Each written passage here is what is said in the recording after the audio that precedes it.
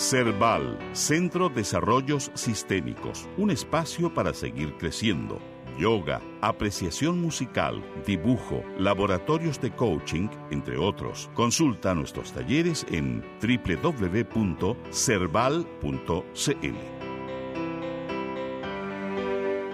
Radio Universidad de Chile indica la hora. Son las 14 horas.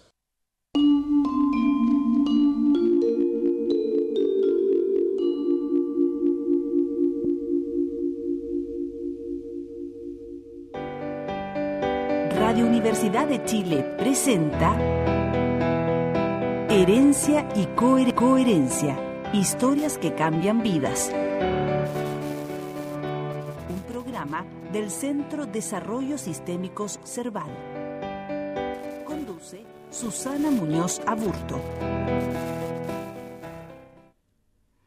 Hola, les damos la bienvenida a un nuevo capítulo de nuestro programa Herencia y Coherencia, historias que cambian vidas. Ya llevamos 5 meses con ustedes al aire cada sábado, conociendo a interesantes entrevistados y conociendo de su recorrido y cómo han ido multiplicando su quehacer. Como siempre, nos pueden escuchar en Radio Universidad de Chile por el 102.5 FM y por la señal online radio.uchile.cl.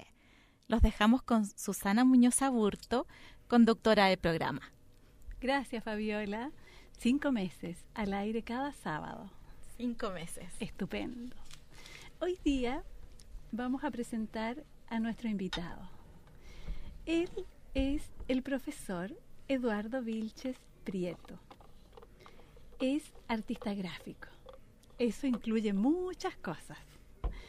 Él ha sido por más de 60 años docente y formador de una infinidad de artistas en la Universidad Católica, donde es profesor emérito. Además es profesor titular en la Universidad de Chile y en la Universidad Finisterra. Está casado con Alicia Vega, por siempre, dice él. Bienvenido, profesor. Gusto tenerlo en nuestro programa. Muchas gracias por invitarme. Profesor, ¿qué incluye esto de ser artista gráfico? Bueno, la gráfica es lo que tiene, la especialidad, podríamos decir, que tiene que ver con las formas y con las líneas. Ya. Entonces, generalmente es en blanco y negro, porque es lo que más define la forma. La forma. Sí, en blanco y negro. Sí, en blanco y negro, pero yo soy profesor de color. ¿Usted es profesor de color? Además. Sí. No, porque he sido profesor de grabado, primero profesor de dibujo en la Católica, ya. Y después profesor de grabado y de color, que fue una cosa que aprendí en Estados Unidos. Ya. Primero aquí en Chile, como profesor norteamericano, y después en una beca que tuve el año siguiente en Estados Unidos repetí esa experiencia. Esa experiencia. Sí. ¿Y el color? ¿Qué significa en su vida, profesor? El color, mire, yo, a pesar de que no es mi medio de expresión, es lo que nos rodea a todos. ¿Cierto? Entonces, la realidad es con color. La realidad es con color. Sí. Y es lo que produce el ambiente, la que produce los climas.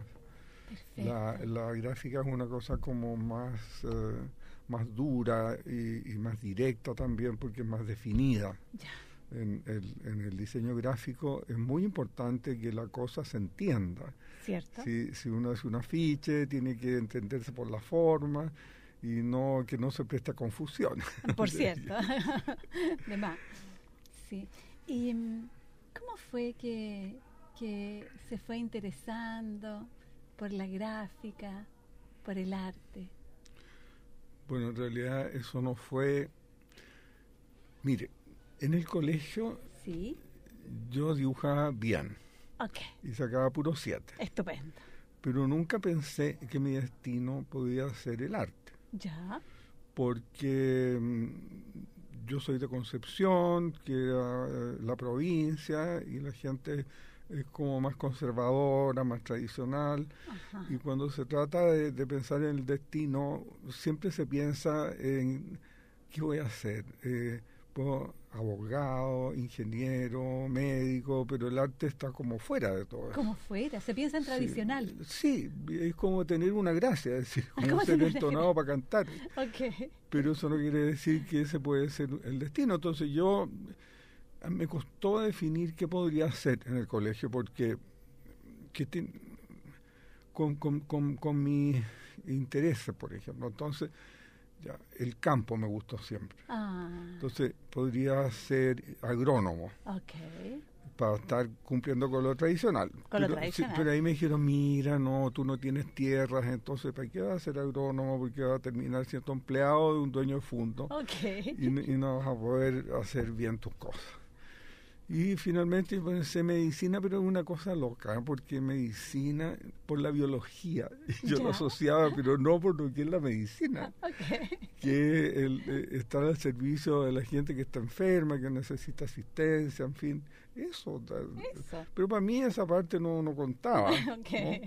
Entonces postulé a la Escuela de Medicina, pero siempre ha sido muy difícil ingresar a la Escuela de Medicina porque se necesitan puntajes muy altos. Cierto. Yo como alumno no era ninguna lumbrera, yo en dibujo era destacadísimo, pero entonces no quedé en la universidad, no quedé en medicina, y ahí anduve ambulando hasta que tenía que hacer algo y entré a trabajar en una oficina comercial. Ya. Aquí en Santiago. Mi familia se había venido a Santiago, pero yo terminé mi estudio los 2 últimos años en Concepción. Perfecto. Entonces vine a Santiago, donde estaban mis padres, y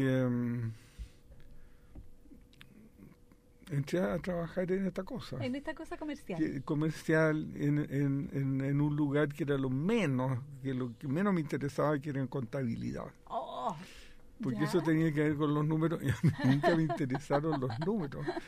De manera que ahí estuve 6 años. 6 años. 6, trabajando. Bastante. Entonces, y cada vez me iba dando cuenta que ese no era mi destino, que estaba haciendo algo y que no era lo que... Pero no sabía bien qué era a dónde tenía que llegar, finalmente. Ajá. Y un amigo que fue compañero mío en el liceo en Concepción me dijo, oye, pero tú eras muy bueno para el dibujo. ¿Y dónde tienes tu dibujo? Sí. Mira, ¿por qué no le mostramos tus dibujos a la mamá de una amiga que es pintora y fue alumna de Juan Francisco González en la Chile? Okay. Fue compañera de la Inés Puyó, que es una señora que fue premio nacional y todo. Ajá. Y ella a lo mejor te puede ayudar.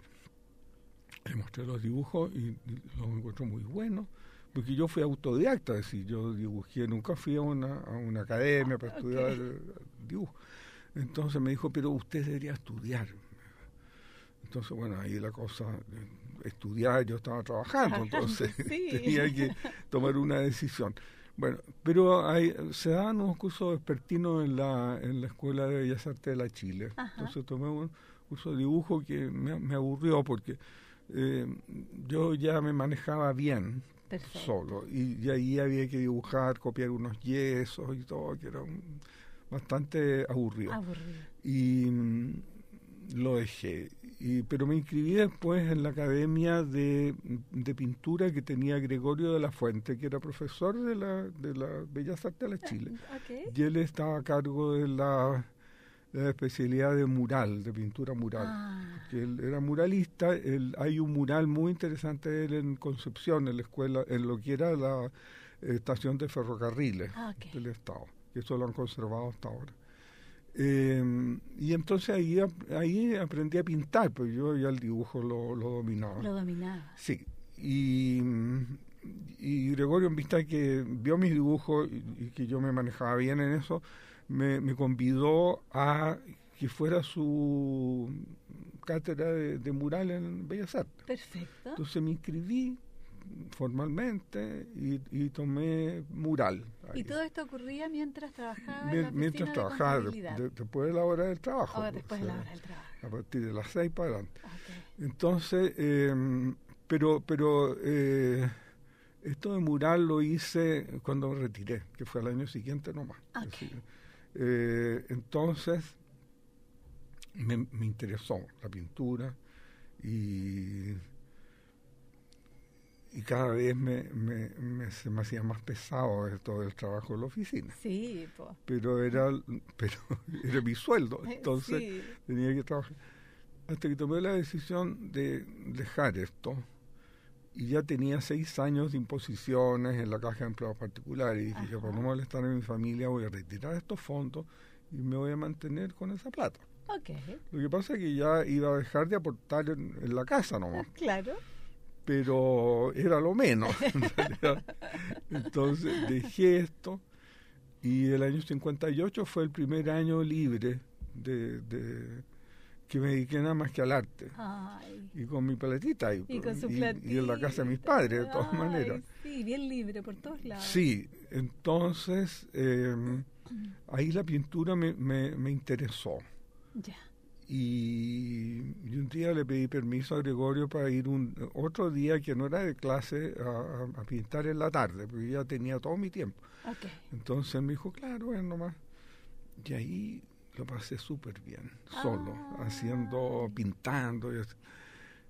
Pero en el verano de ese año 58 fue cuando yo iba a visitar a mis tías, unas tías, porque Ya. eran puras tías, a Concepción. A Concepción. Entonces había una escuela de verano en Concepción muy importante de la Universidad de Concepción, en que iba gente de todo el mundo a dar clases y conferencias y todo. Entonces, sí, y ahí ofrecían cursos de arte también. Ajá. Entonces ofrecían uno de grabado en madera que a mí me interesaba mucho, Ya.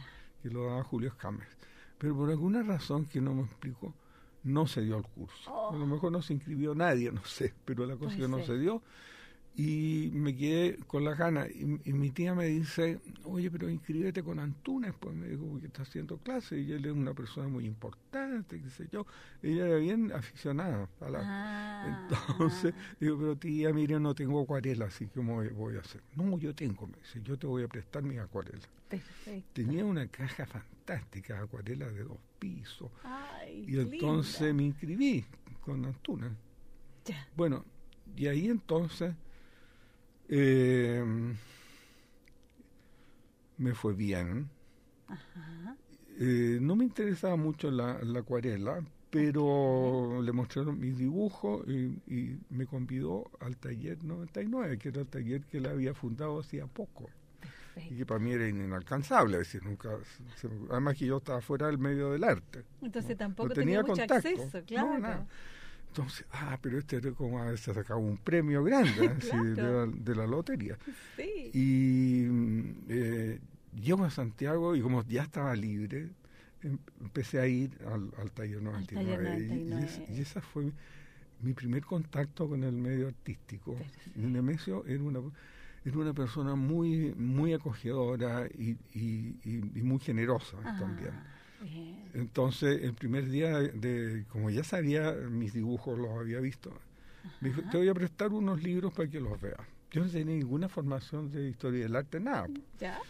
Entonces, un libro era Dibujos de Rembrandt, Ya. que son extraordinarios. Ajá. Cuando yo lo vi, no podía creer que una persona del siglo XVII hubiera dibujado de una manera tan sintética. Perfecto. Y tal. Y el otro era de dibujos de Goya, que era otro grande, del dibujo también, de la pintura. Pero bueno, entonces esa noche no dormí viendo los libros y se me revelaba una cosa que para mí totalmente desconocida. Desconocida, como otra dimensión. Y ahí fui aprendiendo con el contacto con la gente que iba a ese taller, porque era un taller de gente que ya tenía una profesión, es decir, que habían estado en Bellas Artes, que eran pintores o escultores, y yo no tenía ningún antecedente salvo mis dibujos autodidactas. Autodidacta. Entonces ahí empecé a conocer, llegaba mucha gente porque él era una persona, era arquitecto de profesión, pero nunca ejerció. Perfecto. Y conocía a mucha gente, entonces llegaba llegaban poetas, llegaban escritores, llegaban arquitectos, Ajá. entonces se producían unas tertulias muy interesantes en ese duda, lugar. me imagino. Que esa fue mi formación. Esa fue su como mi entrada al arte. formación. Qué lindo. Y bueno, y a través de eso fue que en esa época se fundó la Escuela de Arte de la Católica, Ya. una idea de don Sergio Larraín, que fue el que formó el Museo de Arte Precolombino. O sea, no es menor. Claro. Entonces, este señor que era un gran visionario, quería una escuela de arte que fuera contemporánea, porque parece que existía una muy tradicional en la Católica. Ya. Entonces, no sé cómo se la arregló, porque iba a hacer esto en forma paralela. La cosa es que esta escuela surgió. Y para la inauguración, él había pensado en convidar a Joseph Albers, que fue un gran profesor de la escuela Bauhaus en Alemania, y que había estado en Chile el año 53. Esto era el año 59, la creación de la escuela de arte. Entonces lo invitó y tuvo una comunicación por carta acerca de la idea de él de fundar una nueva escuela de arte. Ajá. Y Alves le dio sus consejos y todo, pero se disculpó que él ya no viajaba mucho porque tenía sus años. Y mandó a su ayudante, que un distinguido artista norteamericano, excelente, que él fue mi profesor acá. Porque esa fue los primeros cursos formales de arte que tuve yo, aparte de mural que había hecho en Bellas Artes y de la Academia de Gregorio de la Pintura. Pero esto fue genial, a mí me abrió un mundo, el color. Y después había unos clases, un dibujo básico, que para mí fue más duro porque yo ya dibujaba libremente. Perfecto. Entonces meterse en un sistema así estricto ya era como muy limitante y no me gustó mucho. Y este gringo quedó encantado conmigo porque yo me volví loco haciendo trabajo. Y llegaba a todas las clases con cerros de trabajo, de lo que él iba proponiendo, y me dijo, mira, tú tienes que postular una beca. Yo nunca pensé en una beca. ¿Sí? Entonces me inscribí para postular a la beca Fulbright, que en esa época era como la segundo o tercer año que se daba esa beca, que era nueva. Si en esa época no había ayuda para nada. Para nada. Entonces, bien, postulé a la beca y me dijo, mira, no importa que no te resulte en la universidad donde estoy yo, porque era Yale, que era una universidad muy importante y con muy pocas becas. Entonces era difícil tener un lugar ahí.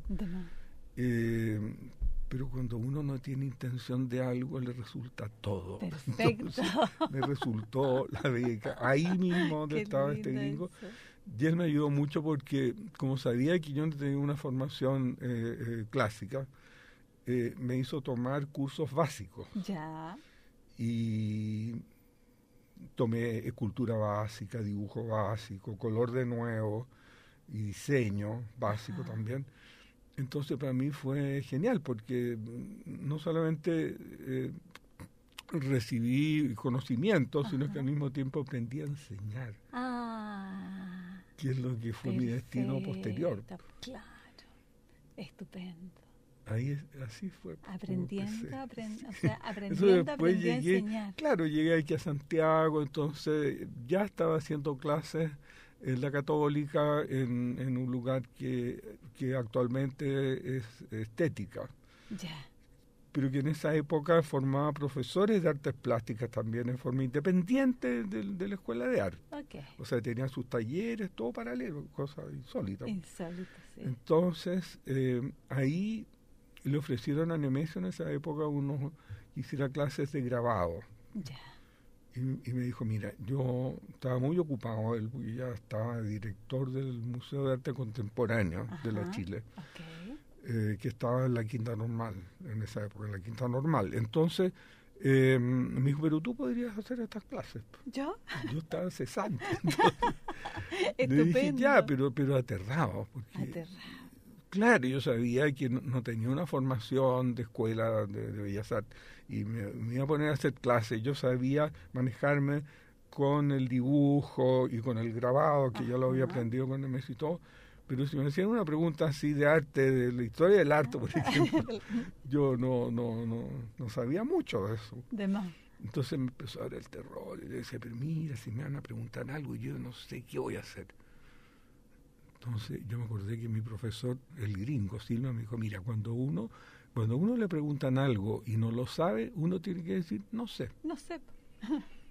Y punto. Y punto. Entonces, así era la cosa. Bueno, pero todo esto teórico, pero en la primera clase se me hacía el corazón por la boca, de terror. Y eso uno lo va superando con el tiempo. De más, ¿no? sí. Así que así se produjo este asunto. Así se produjo. Sí, pero tarde, pues ya, imagínense 6 años después de salir. Yo cuando tuve esta beca tenía 27 años. Okay.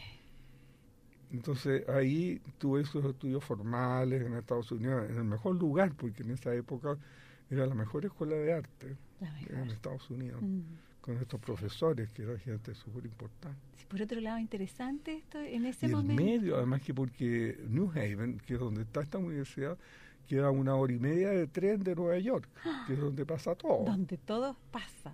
Claro, entonces yo iba los fines de semana a Nueva York a ver las galerías, los museos, y me volvía en la noche. Y a veces me quedaba a alojar en Nueva York. Claro. Y para seguir porque recorriendo. Era cerca todo. Claro. Entonces ahí, bien. Profesor, ¿y su familia? ¿Qué decía su familia frente a este recorrido, a esta línea tan como... Bueno, mire... Aparentemente errática, aparentemente nomás. A mi mamá no le cayó nada de bien, porque resulta que en esta oficina donde yo trabajaba, además de tener aviones, barcos y textiles, era una cosa enorme que se llama Grace y Compañía. ¿Ya? Que hay un edificio, todavía existe en Huérfano con Morandé. Okay. Había una cooperativa donde uno podía pedir cosas como de despensa. ¿sí? Perfecto. Entonces mi aporte era que mi mamá pedía, pero lo que se le ocurría, de todo, conservas, de cuánto hay. Entonces eso lo echo de menos. Claro. Porque ella tenía una despensa en la casa, ya era como un almacén. Era un almacén. Donde iba acumulando todas estas cosas. Y no, pero vieron que yo tenía una decisión tan clara ya en ese momento. Ajá. Que no dijeron nada, no dejaron nomás. Lo dejaron. Claro. ¿Qué número de hijo es usted, profesor? ¿Qué número de hijo? ¿Número de qué? Número 1, el primero, el segundo, el tercero en su familia de origen. ¿Tiene hermanos? Yo soy el mayor. ¿El mayor? ¿De cuántos? 2. Lo que pasa es que, mire, mi madre sí. Se casó con don Manuel Vilches, que fue mi padre. Ya. Se casaban muy jóvenes en esa época, entonces tenía unos 25 años, yo creo, cuando se casó. Ajá. Y cuando yo tenía 5 años, mi padre murió en un accidente. Oh. Entonces esta señora quedó viuda con 2 niños. Ajá. Y volvimos a la casa de mi abuelo materno. Ya. Y ahí estábamos viviendo con ellos cuando el año 39 se produce el terremoto de Chillán, que en Concepción fue igual que en Chillán. Igual. Bueno, y ahí era una casa muy que para mí significó mucho, porque era una casa antigua con 2 patios, donde uno podía en invierno, en una galería enorme, andábamos en triciclo. Ahí en los corredores. Y con los abuelos al lado, y qué mejor. Bueno, en ese terremoto murió mi hermana, porque cayó un muro y quedó aplastada. Así que fue bastante terrible ese fue comienzo. Trágico. Claro. Así que de los 2 que yo nomás, y como mi madre era muy joven, porque ella tenía 27 años cuando enviudó, sí, entonces se volvió a casar. Ya. Y de ese segundo matrimonio nació una niñita, ajá, que fue mi hermana. Su hermana. Pero fuimos 2 siempre. Fueron 2 siempre. Y de esa hermana mía tengo 4 sobrinos. Que somos familia muy chica. Chiquita. Sí. Chiquita. Entonces, con estos 4 sobrinos, a su vez han ido aumentando, ha ido creciendo, porque todos han tenido al menos 3 niños. Entonces. Perfecto, sí. Y yo soy el tío. Y usted es el tío. El tío. Sí, pero me veo más con uno de ellos, que es el mayor, con el que más me veo, que es mi ahijado. Sí. Es ahijado. ¿Y usted cuántos niños tiene? 2 también. 2 también. Sí. Con 2, un hombre el mayor y una mujer. Entonces el hombre es músico. ¿Ya? Y vive en Buenos Aires hace más de 20 años. Perfecto. Y él hace clases de música porque a él le gusta la docencia. Ajá. Y mi hija es arqueóloga y es profesora en la Universidad de Chile. En la Universidad de Chile. En la Escuela de Arqueología. Y estuvo en Estados Unidos, hizo un doctorado, así que y está feliz. Muy feliz. Sí. Y mi hijo también, los dos están felices. Los dos están felices. Yo no estaba muy feliz cuando mi hijo decidió estudiar música. ¿No estaba muy feliz? No, porque uno piensa en el futuro siempre de los hijos. Entonces, okay. ¿Qué vas a hacer? Te vas a morir de hambre. Entonces él me dice, ¿y cómo tú? Entonces ahí callado nomás. No, y se las ha arreglado muy bien. Perfecto. Hace clases en Buenos Aires, en un colegio. Ajá. Y ahora es luthier. Luthier. Sí, ya fabrica guitarra y tiene mucha habilidad para hacer este trabajo fino. Sí, de chico era bien minucioso para hacer cosas que nosotros con la Lisa no éramos capaces de hacer. Él las hacía. Se quebraba algo y le decía, Manuel, venga a pegar esto. Entonces él con todo cuidado pegaba, juntaba los pedacitos y lo quedaba todo perfecto. Bien. Ahora, profesor, vamos a ir a una pausa y en unos momentos más volvemos. Bien.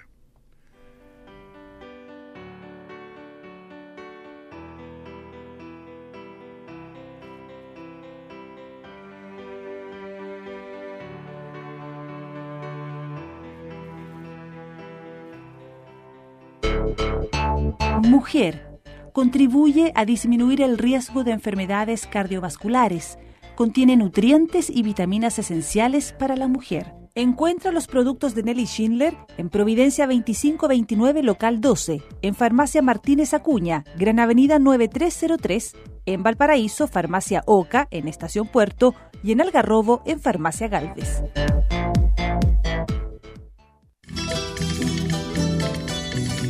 Los invitamos a escuchar todos los domingos desde las 9 de la mañana Chile, su tierra y su gente, un espacio de difusión de nuestras raíces, danzas y folclore.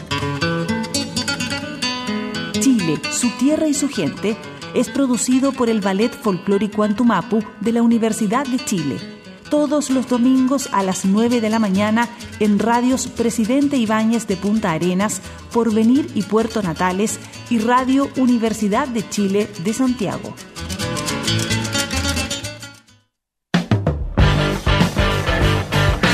Qué mejor que terminar la semana con buena música. Todos los domingos a las 21 horas te espero en Rock and Rolla para escuchar solo sonidos de la década del 70. Soy Marco Canto. Estoy en Radio Universidad de Chile para entregarte lo mejor de una década llena de creatividad. Rock and Rolla, exclusivamente sonidos de los 70s. Domingo 21 horas, aquí en el 102.5. Política, medio ambiente, derechos, pueblos indígenas, educación, actualidad internacional, trabajadores, géneros, economía, ciudadanía, cultura. De estos temas y muchos otros, infórmate en profundidad en nuestro diario electrónico diario.uchile.cl.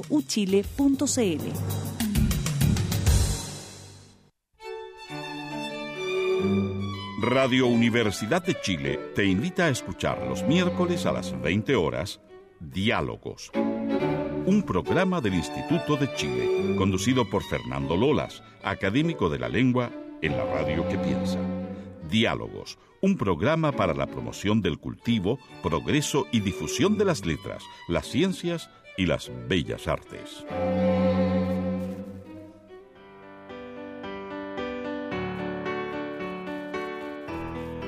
Bueno, aquí estamos de vuelta con el profesor y estábamos hablando sobre estos terrores y taquicardias al ser entrevistados allá o al enfrentarse a un curso, a un primer curso, ¿no?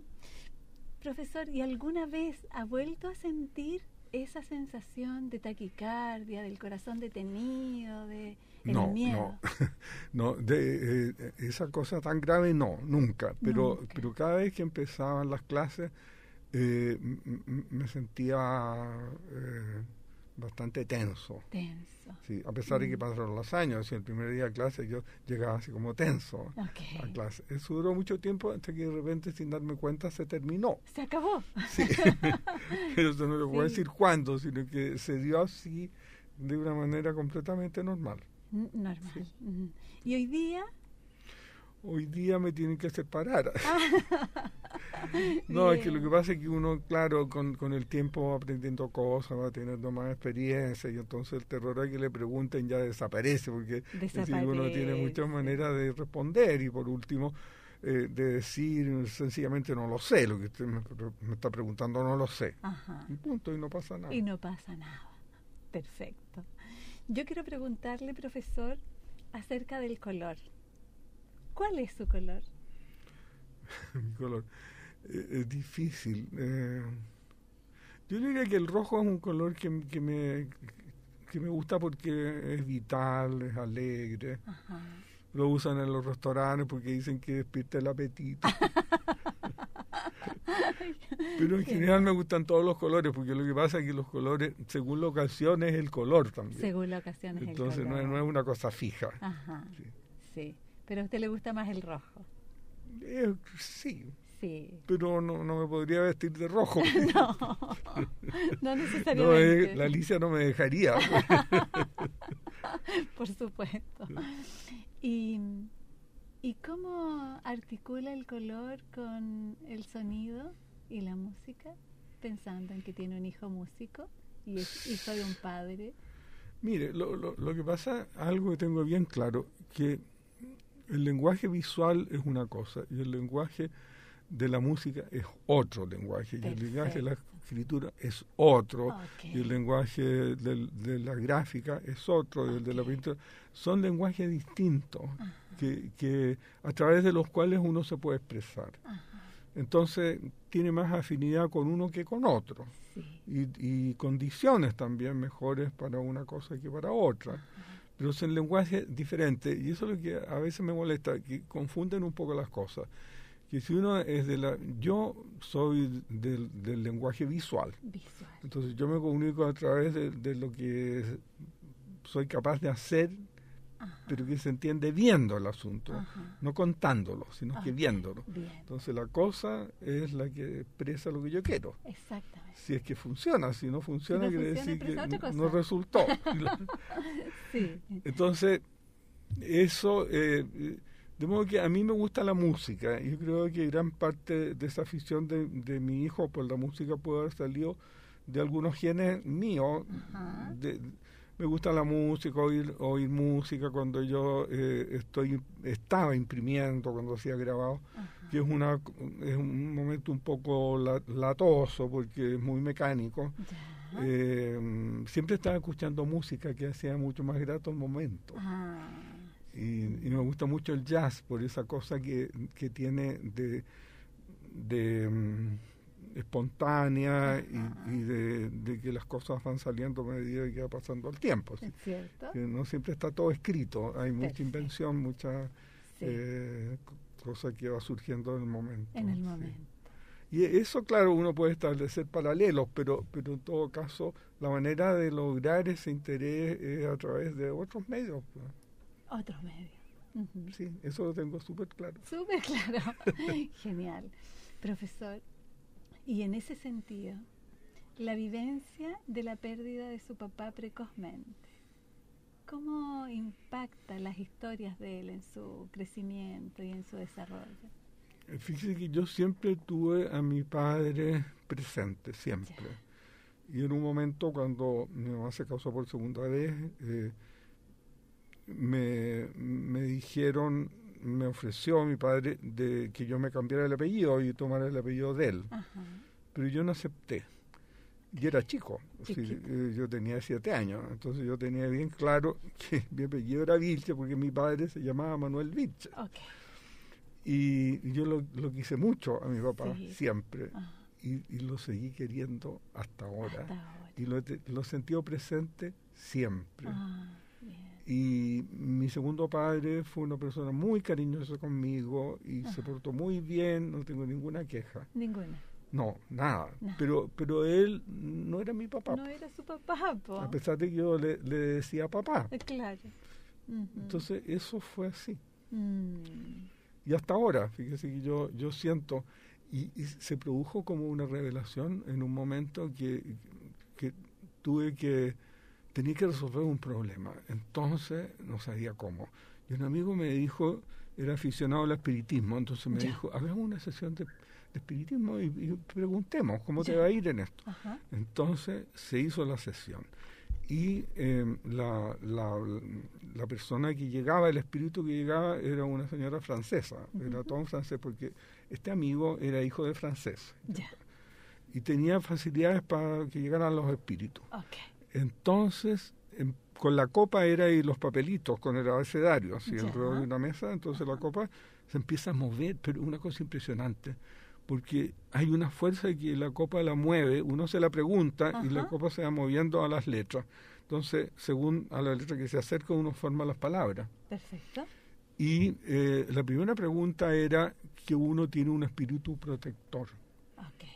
Entonces, la primera pregunta fue que ¿cuál era mi espíritu protector? Okay. Y en francés la respuesta fue que era mi padre.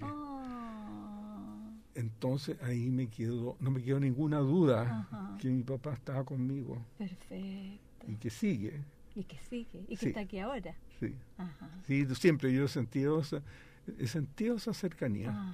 Y la otra cosa fue que no me dieron ganas de volver a hacer esa experiencia Claro. del espíritu, porque me dio la impresión de que uno estaba molestando algo, que no era bueno. Que no era bueno. Bien. Bien. Sí. Y su madre, la relación suya con su mamá. Su mamá. Es que mi mamá, mire, como a ella le pasaron esas cosas terribles, Terrible, muy pero joven, ella entonces, también. y una persona así, un poco nerviosa, y yo pienso que ella le sacó bastante partido a eso, Ya.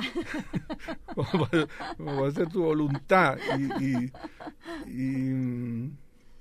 y el recuerdo de ella es eso, que era una persona así muy inestable, de temperamento, pero era de mucho carácter, pero no era violenta, era una persona de esas que va haciendo su voluntad a pesar de todo lo que está a su alrededor, sin violencia, pero hace lo que ella quiere. Hace lo que ella quiere. Claro. Entonces, este segundo padre mío fue un ángel en realidad, porque le dio apoyo a ella siempre. Bien. Sí. Bien. Y explotaba mucho eso, era manipuladora. Manipuladora ella. Sí. Seguía haciendo lo que quería ella. Sí, claro, de todas maneras. Sí. Genial. Profesor, ¿y cómo ha sido para usted la experiencia de enseñar a tantos y tantos artistas? Fíjese que es un don y es un, ¿cómo le podría decir? Es un premio. Pero yo nunca pensé en ser profesor. Sí, las cosas se fueron dando. Se fueron dando. Claro, entonces fue una manera de seguir ganándome la vida a raíz de esas clases que me ofreció Nemesio. Sí, de grabado. Claro, y después me di cuenta que el contacto con la gente para mí era bueno. Me sentía bien, ayudándolo. Sí. Y eso se fue acentuando cada vez más. Perfecto. Y recibí de parte de mis amigos en ese momento muchas críticas de que yo estaba perdiéndome porque estaba dedicado a la docencia y que no estaba dedicado a la creación y a hacer mis cosas. Okay.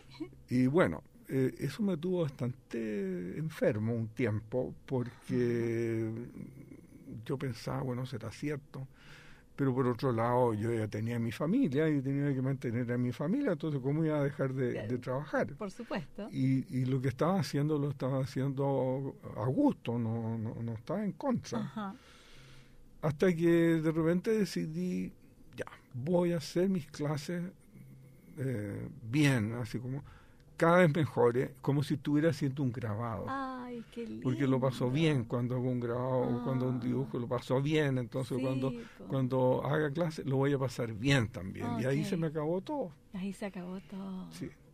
Sí, era como tenía que ser. Entonces no tengo una producción muy grande porque tiempo no tuve tanto como otras personas que le han dedicado más tiempo, pero ahí me estabilicé. Sí, y entonces cada clase un grabado. Y mire, y fíjese que yo creo que el mejor premio que he tenido hasta ahora ha sido el cariño de mis alumnos. Claro. Porque con el tiempo uno se va dando cuenta por cosas que suceden así. Sí. Que uno lo quieren. Y es porque yo me he entregado absolutamente a la docencia. Sin duda. Con gusto y con ese afán de poder extraer del alumno lo mejor.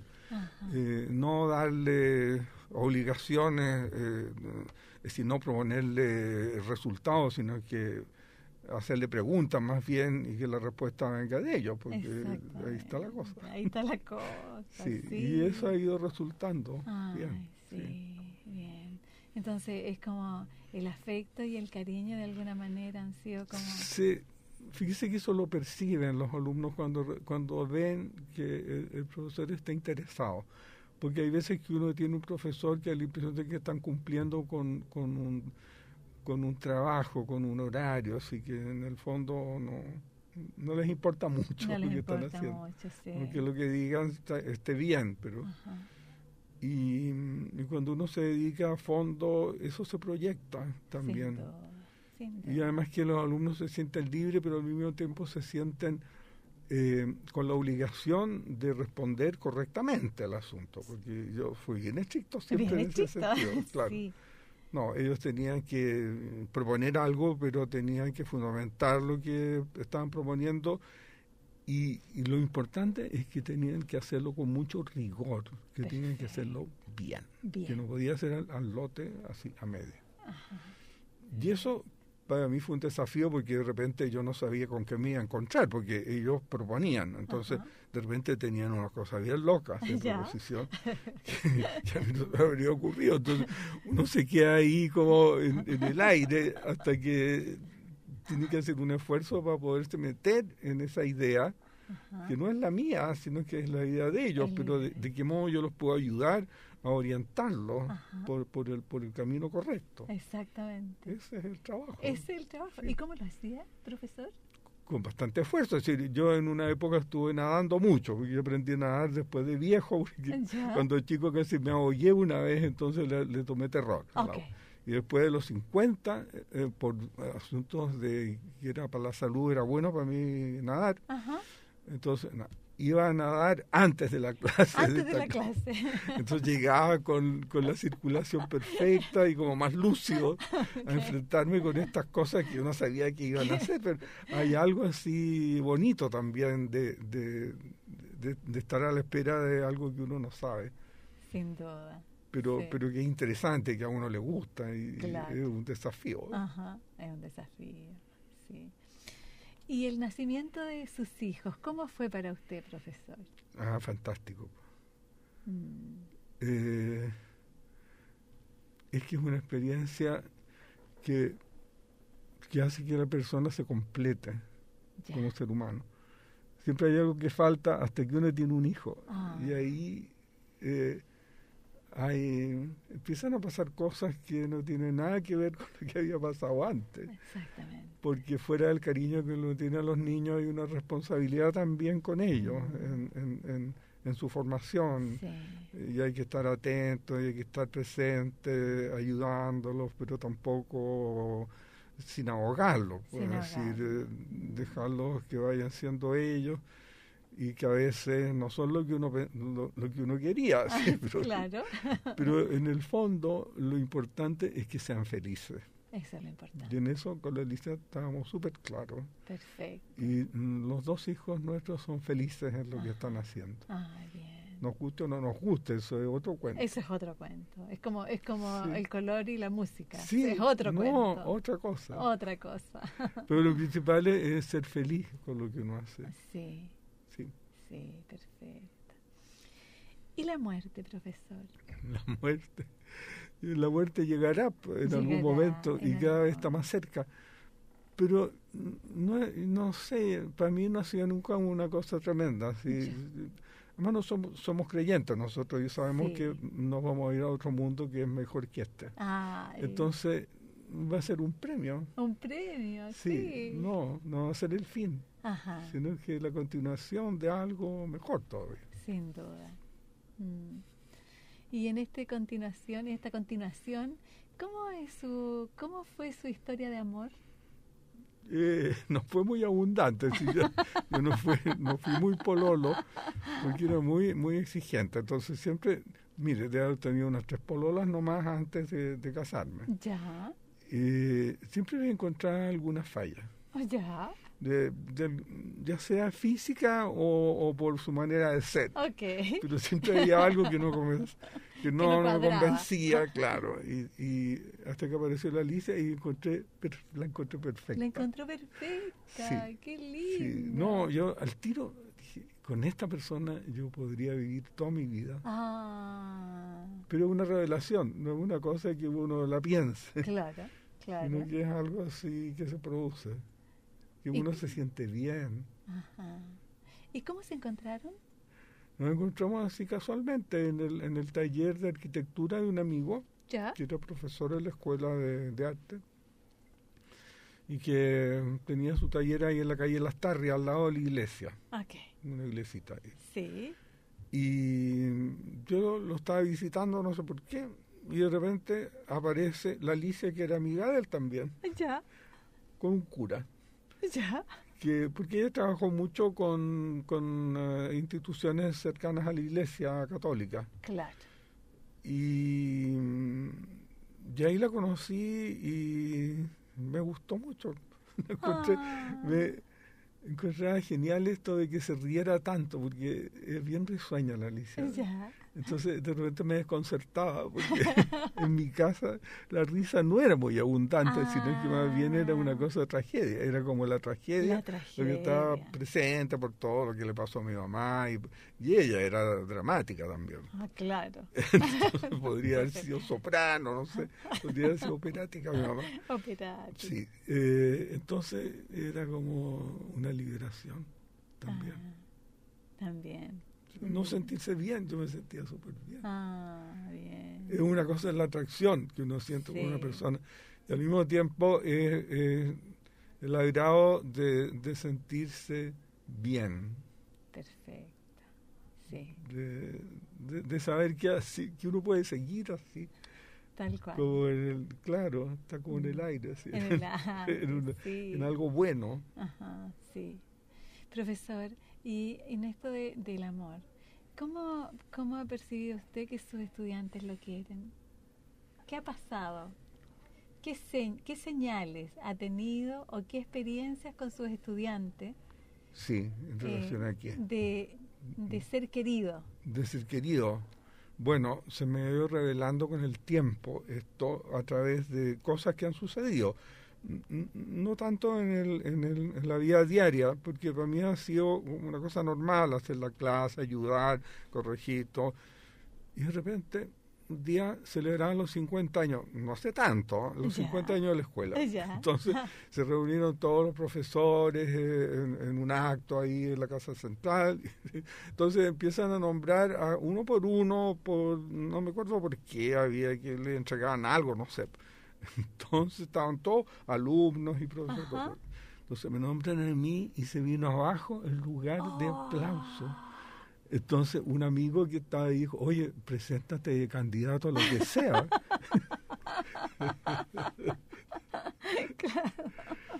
Y después porque cada vez que me encuentro con alguien en algún lugar que fue mi alumno, se produce algo muy agradable de un gusto, de un gusto de verme, porque de repente uno no quisiera ver más a alguien, pero cuando lo ve de nuevo, con algunas personas uno siente un agrado y una felicidad. Una felicidad. Y eso yo lo he sentido siempre que me encuentro con alguien. A veces los reconozco, otras veces no los reconozco. Claro. Porque son demasiados. Entonces me dicen, yo fui alumno suyo. cuidado. Entonces, no hace mucho me encontré con una señora que ya era bastante de edad, y dije, pero como yo fui profesora de esta señora, ¿cómo estaré yo? O sea, como No. ya. Sí, profesor. Entonces es como en esto de ir enseñando, de ir entregando, de ir conversando con su estudiante, es como que se van formando como vínculos bien poderosos, ¿no? Sí, pero es una cosa bien especial porque es algo, porque ellos son mis alumnos, Sí, no son mis amigos. no son sus amigos, son Entonces sus yo alumnos. siempre lo he tenido claro, los alumnos son los alumnos, Sí. y los amigos son los amigos, Por y los supuesto. hijos son los hijos. Exacto. Y entonces, es decir, cuando dice de repente un señor por ahí, yo soy amigo de mis hijos, uno es el padre de sus hijos. ¿Qué amigo? Los amigos es otra Otra relación, cosa, sí. totalmente distinta. Ajá. Es decir, uno actúa como padre, no como amigo. Ajá, sí, ¿No es cierto? cierto. Cierto. Entonces, yo he tenido buena relación con mis alumnos. Sí. Que son, con algunos hemos pasado a la amistad Ya, de esa relación de profesor-alumno. sí. Y que eso es otra cosa, no sé, pero otro tipo de afinidad, Ajá. pero se da. Tengo unos cuantos amigos que han sido alumnos míos y todo. Y que se han Pero, transformado en amigos. Y como la Alicia es una persona muy generosa, entonces ha recibido mucho. Ya. Estuvimos viviendo en una casa quinta y cerca de la casa donde estamos ahora, pero era enorme. Ya. Entonces convidaba a los alumnos una vez al año, de Ya. repente, ahí. Entonces se producían unas fiestas fantásticas. Ay, ahí. me imagino. Y ella encantada preparando cosas ricas y los alumnos felices, y mis hijos tienen muy buenos recuerdos de esas reuniones, así, porque era todo, sí. todo contento y felices. Todo contento y Ahí, feliz. porque sí. había mucho espacio y ahí había una cosa de relajo, De así, relajo. Ujú. pero todo con sus límites. Todo con su por supuesto. Y con los Con hijos bordes. tenemos sus límites también, es Mm. decir, somos abiertos, pero hay un rigor también, es decir, todas las cosas tienen un límite. Es Cierto. decir, no es dejarlo así nomás para ser buen padre y aguantarle todo, no. No, po. Eso se usa mucho hoy día. Entonces yo encuentro que la educación de los jóvenes actualmente no es muy buena de parte de los padres. Ajá. Entonces son demasiado permisibles y hay cosas que tienen un límite y que eso hay que tenerlo claro. Ajá, sí, así es. Profesor, y en esto de la presencia de su padre como un protector, la presencia de sus estudiantes en otros planos, la presencia de sus hijos en otros planos, ¿cómo visualiza usted el tiempo que viene para usted? Dice que para nosotros con la Alicia el tiempo es una cosa normal de todos los días. Ajá. Y yo creo que va a seguir fluyendo. No tenemos planes especiales para cuando seamos viejitos, ya somos. Las cosas andando nomás y de repente aparecen limitaciones, bueno, hay que asumirlas nomás, porque Ay, sí. no siempre ha sido todo igual, uno tiene dificultades para ciertas cosas, pero los días para nosotros son normales, como siempre. Como ¿sí? siempre, sí. Sí. Bien. Yo creo que una pregunta más, probablemente asociado, profesor, a esto de los bordes, los límites, pensaba en el color y el acuarela. Sí. Usted dice, la acuarela no me gustó demasiado. No, ¿sabes por qué no me gustó tanto? Porque la encuentro poco consistente. Ok. Es como demasiado transparente, demasiado liviana. Y la pintura al óleo es como más gruesa, es como más densa. Ajá. Y como a mí me gusta el blanco y negro, por último, el blanco y negro es el opuesto, es el yin y el yang. El yin y el yang. Entonces es esa cosa así, de extremos, Ok. que se complementan. Se complementan, sí. Sí. Y en la acuarela para mí, a mí me gusta mucho ver una buena acuarela, y Nemesio fue un gran acuarelista dentro de su carrera de pintor. Perfecto. ¿Y el blanco y el negro, qué significa para usted? O sea, más allá de los opuestos y... El agrado de ver un resultado que se produce en el conflicto entre estas dos cosas. Ah, perfecto. Que nace algo nuevo. Nace algo nuevo. Sí. Sí, profesor. Bueno, estamos terminando nuestro programa entre blancos y negros, entre luces y sombras. Y hemos transitado por la vida, por la muerte, por la trascendencia, por las presencias que acompañan y por estos padres protectores que son eternos, ¿no? Y en ese sentido quiero agradecerle y quiero básicamente agradecerle este despliegue de estos blancos y negros. Muchas gracias. Muchas gracias, profesor. Gracias a usted por invitarme.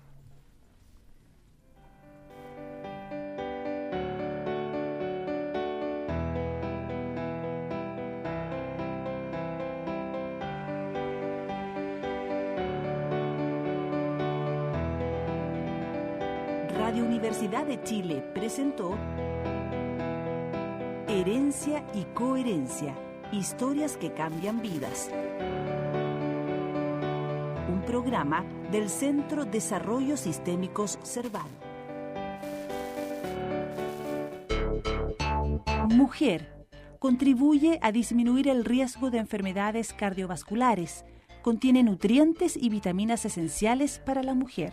Encuentra los productos de Nelly Schindler en Providencia 2529 Local 12, en Farmacia Martínez Acuña, Gran Avenida 9 Tuña, Gran Avenida 9 Tuña, Gran Avenida 9 Tuña, Gran Avenida 9 Tuña, Gran Avenida 9 Tuña, Gran Avenida 9 Tuña, Gran Avenida 9 Tuña, Gran Avenida 9 Tuña, Gran Avenida 9 Tuña, Gran Avenida 9 Tuña, Gran Avenida 9 Tuña, Gran Avenida